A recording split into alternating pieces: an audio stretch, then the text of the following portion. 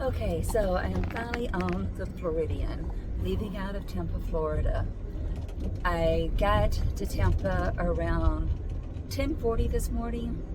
I did a little sightseeing, not much. I hung out at the Union Station here in Tampa for quite a while, just simply because it was just way too hot to walk around and do much sightseeing.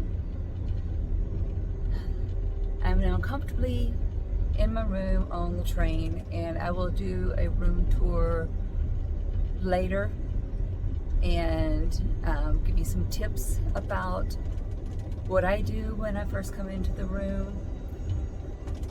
Going all the way to Chicago, I am hoping for a nice relaxing trip, so join me on this video, and there'll be several other videos that I'll be making based on this trip. According to the TampaUnionStation.com website, the Tampa Union Station was opened on May 15, 1912. Its purpose was to combine passenger operations for the Atlantic Coastline, the Seaboard Airline, and the Tampa Northern Railroad in one single location.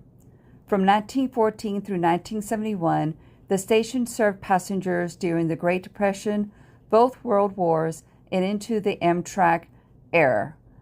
Unfortunately, in the 50s, like many of the Union stations, once the highway system and air travel became more prevalent, ridership went down and the station began to decline.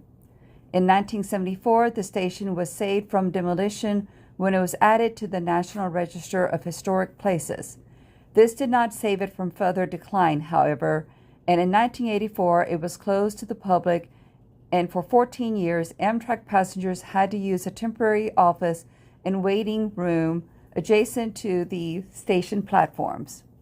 The Tampa Union Station Preservation and Redevelopment Group purchased the station in the early 90s and was able to raise over $4 million for the building's restoration. The restoration was finished in May of 1998, and it was reopened to the Amtrak passengers and the public.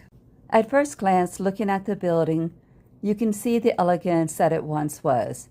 However, once you start looking closer, you see the peeling plaster, broken chairs in the waiting room areas, spider webs, display signs from several years ago that have not been taken down, other signs of lack of maintenance throughout the building.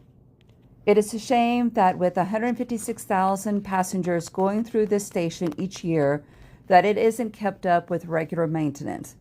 Once again, money has been invested, and the City of Tampa's Community Redevelopment Agency has raised $4 million to restore the station from top to bottom. I hope to go back to it once this renovation is done. It's great to see some of these old Union stations being restored, but it would also be lovely to see them not going into decline in the first place.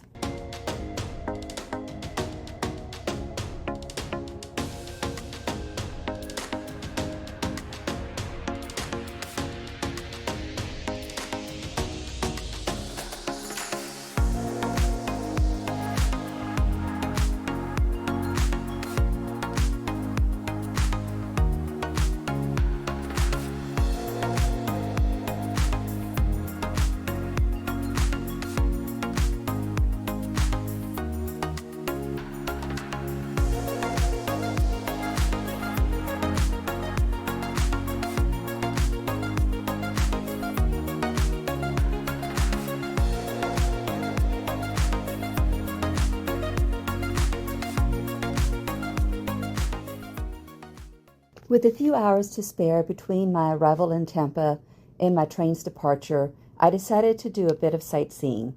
Although things didn't go exactly as planned due to the heat, I still had a nice time.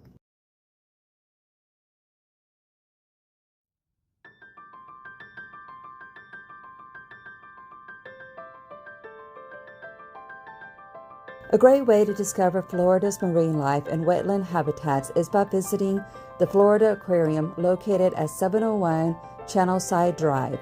The general admission fee is $43 for adults. While I didn't plan my visit in advance, there are websites available that offer discounts for those who do. The aquarium was bustling with both adults and children, all captivated by the magic of the seas and experiencing all wonders of the wetlands up close. In March, the aquarium celebrated its 30th anniversary and has positioned itself as a leader in conservation education. It also made significant strides in groundbreaking research on coral reproduction and has successfully rescued, recovered, rehabilitated, and released over 450 endangered sea turtles. Located not far from Union Station, I highly recommend taking the time to visit it if you can.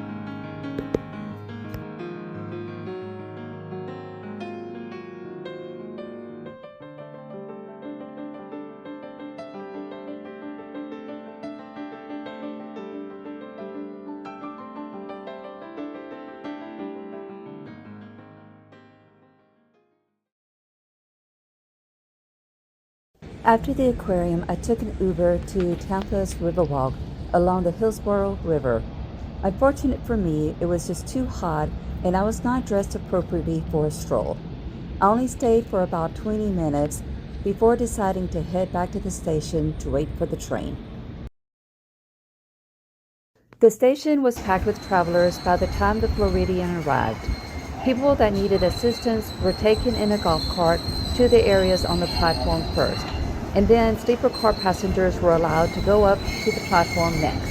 I like the process they have at this station where they tell you what platform letter to go to based on your car and room number. As the Floridian pulled into the station, I was eager to get on the train to start the 40-hour journey to Chicago.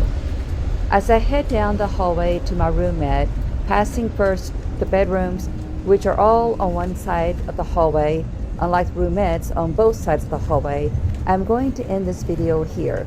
Join me next week for part 2 of the Floridian train vacation. Thank you for watching.